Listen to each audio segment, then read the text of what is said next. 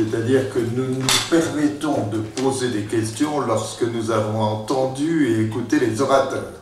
Et donc, après les 3 orateurs, une partie de questions-réponses sera organisée entre nous pour que chacun puisse évidemment exprimer les difficultés de compréhension contraires, les appuis qu'il peut apporter à tel ou tel point. Donc voilà, ça me permettait en vedette américaine de pouvoir vous redonner la parole. Gérald. Ok. Vous préférez qu'on fasse une petite pause? Non, On va avec... Écoutez, nous allons continuer et je suis très touché de la présence d'une pyramide, une grande pyramide, mais dans le domaine des finances, de l'hôtellerie, du tourisme, mais aussi des transports. Un homme qui a su rassembler beaucoup de monde autour de lui et dans des domaines différents et dans des pays différents. À son siège, à son estat, à Madinat Nasr, il a fait de ce siège un rayonnement. Mais dans le mot rayonnement, il a su attirer ses ressources, des énergies, et par son savoir-faire, parce que le mot savoir-faire, ça lui correspond beaucoup, par son intelligence, par sa rigueur dans sa vie, par sa subtilité dans les rapports, il a pu faire tout ce qu'on peut appeler l'économie égyptienne. Je ne cache pas, Monsieur le maire, que quand j'ai choisi le mot économique, ou financier, ou touriste, je voulais parler de Monsieur Mounir Rabour. Avec un grand cœur, un homme généreux dans ce qu'il donne, dans ce qu'il fait, il a vraiment donné à l'Égypte un élan vital. Par ses ambitions dans le domaine de Renault, en voiture de Renault, dans le domaine, je ne veux pas citer parce que c'est, je ne peux pas citer tout ce qu'il a fait, mais il a pu quand même faire les plus grands hôtels, je ne sais pas s'ils sont classés 5 étoiles ou 7 étoiles, mais il a quand même été le pionnier de beaucoup de domaines économiques, commerciaux, hôtellerie et plusieurs autres. Je préfère, parce qu'il aime que lui prenne les choses en main, je préfère donner à M. Mounir Rabour la parole. Il va se présenter lui-même. Merci mille fois.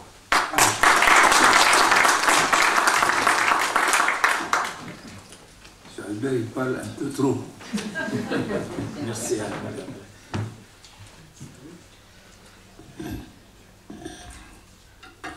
Mesdames et messieurs, Votre Excellence, l'Égypte a connu en 4 ans, depuis l'année 2011, 2 révolutions, 4 présidents et 3 constitutions. C'est trop.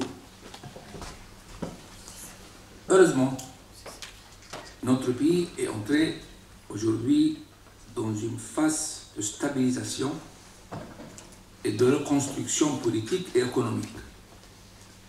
La preuve, le monde entier a participé à la conférence économique de Sharm el-Sheikh en mars 2015. En effet, l'économie égyptienne qui a fait un take-off avant la révolution de janvier 2011 a été particulièrement affectée par l'instabilité politique de ces 3 dernières années. Les remarquables réformes structurelles engagées sous la présidence El-Sisi ont permis un retour de la confiance des autres économiques qui se manifestent par une augmentation de la croissance visible fin 2014. Quand notre président a décidé de développer et doubler le canal de Suez, il a voulu le faire pas seulement pour l'Égypte, mais aussi pour le monde entier. Le peuple égyptien n'a pas hésité à investir les importants montants demandés. Plusieurs milliards ont été réunis en 7 jours. Les économistes ont perçu telle situation comme un exploit historique. C'est une preuve de la confiance du peuple en leurs nouveaux dirigeants. L'Égypte est confrontée à un problème majeur, l'explosion démographique. En effet, nous étions 17 millions en 1952, 17 millions d'habitants en 1952. Aujourd'hui, après 60 ans, nous comptons presque 90 millions, c'est-à-dire 6 fois. Il ne faut pas oublier les 5 millions d'Égyptiens vivant à l'étranger. Le peuple égyptien est très festif. Nous sommes dans un pays essentiellement agricole. Cependant, nous importons 65% de nos besoins en produits alimentaires. En dehors de l'agriculture, l'industrie n'est pas encore bien développée.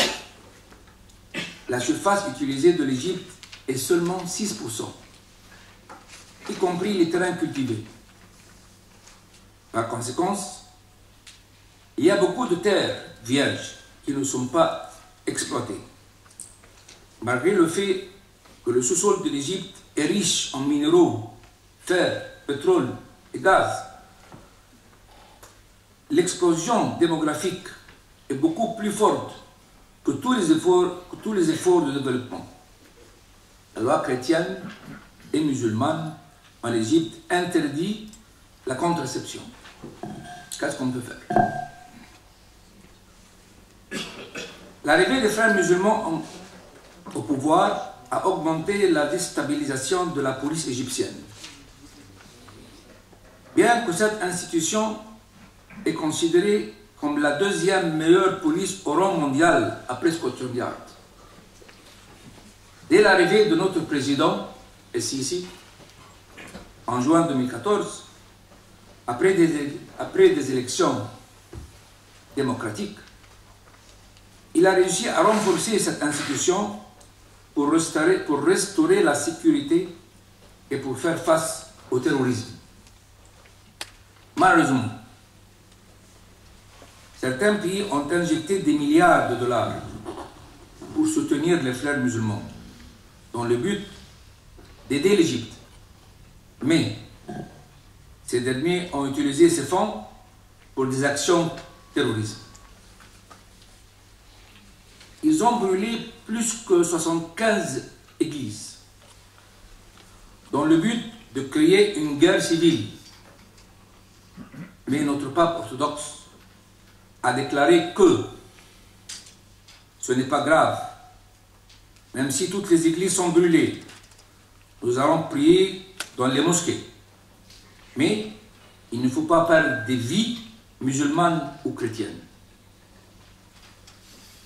Ça, ce sont les Égyptiens, les vrais Égyptiens. Alors, les terroristes ont changé le cible. Ils ont changé 2 cibles. C'est les policiers et l'armée sont devenus leurs ennemis.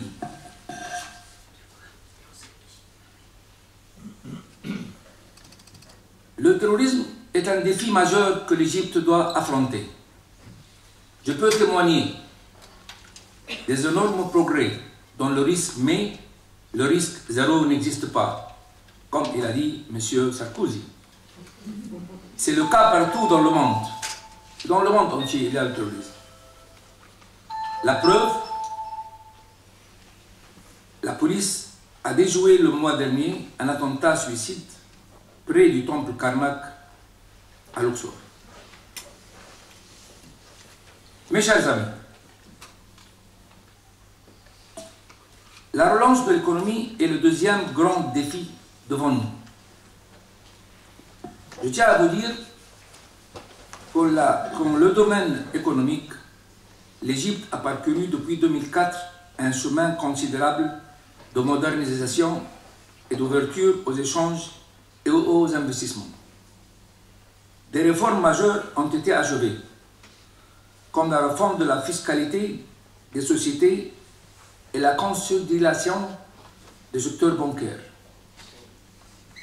L'Égypte a su développer ses relations économiques, tant avec l'Europe, avec les États-Unis et ses voisins du Proche-Orient, du Proche et Moyen-Orient. Elle se tourne aujourd'hui vers les marchés asiatiques, tout en affichant une volonté de resserrer ses liens avec les pays africains. Le Grand Canal du Suez est l'un des projets phares du développement du pays. L'objectif de cette nouvelle voie est d'augmenter la capacité du trafic sur cette artère fondamentale reliant la mer Rouge et la Méditerranée. Les autorités souhaitent également développer la zone le long du canal pour en faire un axe logistique, un centre industriel et commercial, notamment en construisant plusieurs ports. Ce projet marquera le retour de l'Égypte sur la carte des investissements internationaux. Et il sera inauguré, Inch'Allah, le 6 août prochain. C'est un miracle de faire tout ça dans un an. Pourquoi l'Égyptien, je veux dire, pourquoi l'Égyptien aime-t-il la France? Et pourquoi l'égyptomania est toujours vivante?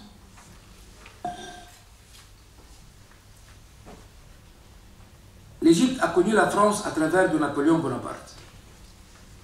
Il est venu avec les savants français qui ont écrit la description de l'Égypte. Grâce à Napoléon, nous avons découvert le Pierre de Rosette, qui a découvert beaucoup de secrets des